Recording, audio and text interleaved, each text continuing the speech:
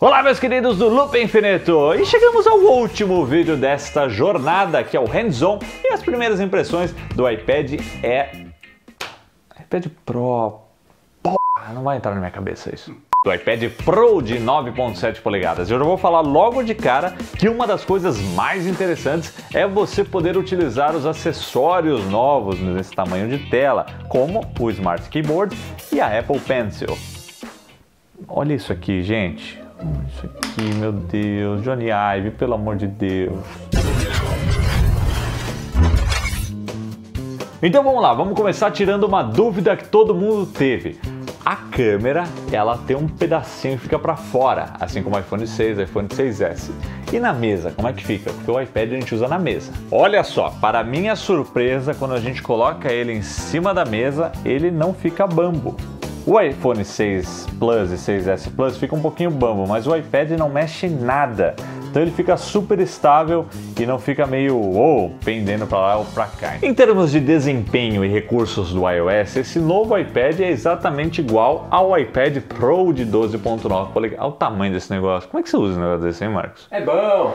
Nossa senhora. Se a gente deixar de lado o tamanho da tela, esse novo iPad Pro é bem superior ao antigo, por algumas coisas como a câmera, que agora faz vídeos em 4K, é a mesma câmera do iPhone 6S com um sensor de 12 megapixels e tem flash, galera.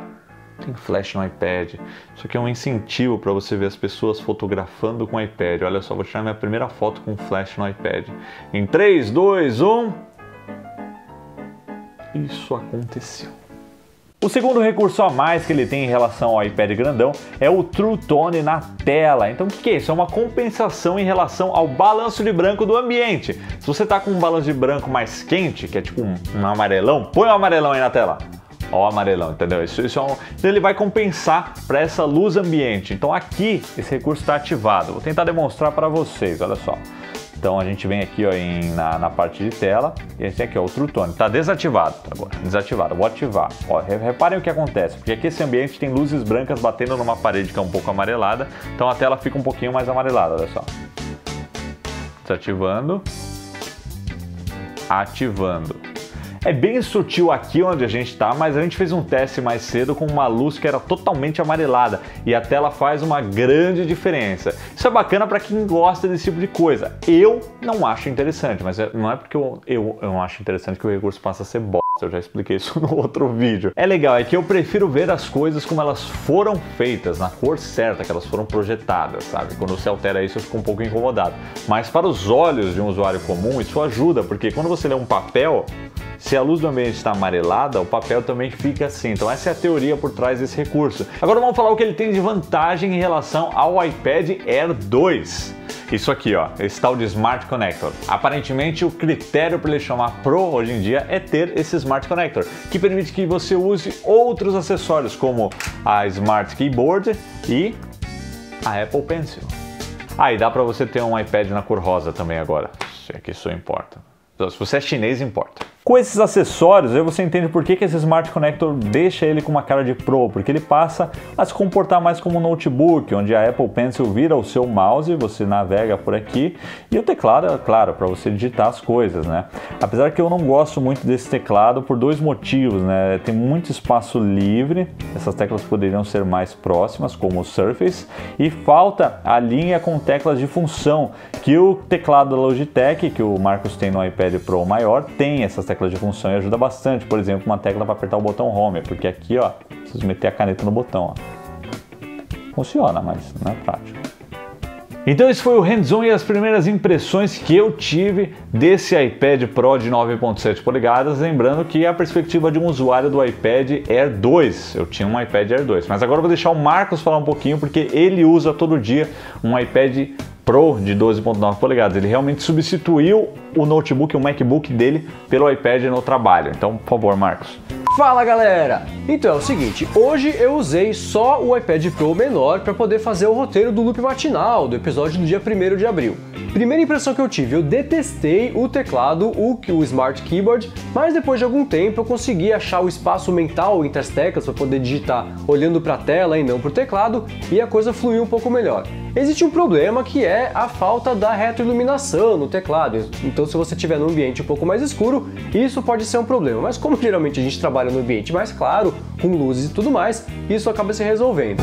Uma coisa que fez falta mesmo foram as teclas de funções especiais, como aumentar e diminuir o brilho da tela, aumentar e diminuir o volume, ir para home, travar o aparelho. Isso faz falta e é um problema especialmente em relação à produtividade, rapidez de você ser produtivo e trabalhar rápido.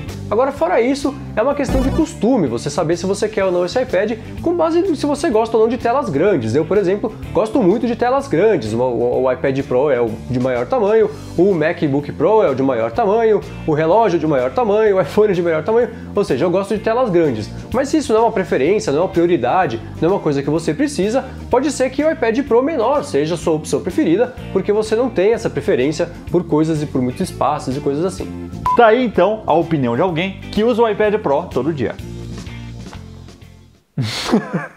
É isso aí, pessoal. Como vocês viram, aparentemente o que define o Pro no mundo da Apple é esse Smart Connector, né? E vai ser muito interessante ver se essa conexão, né, se esse tipo de acessório também não vai chegar no iPhone 7 lá em setembro. Quem sabe? Ah, e vocês estavam aguardando, eu divulguei pra lá e pra cá. Pois bem, esse iPhone e esse iPad nós vamos sortear para os Web Specs. Mentira, 1º de abril. Ufa! Acho que eu fui um grande filho da puta agora, né?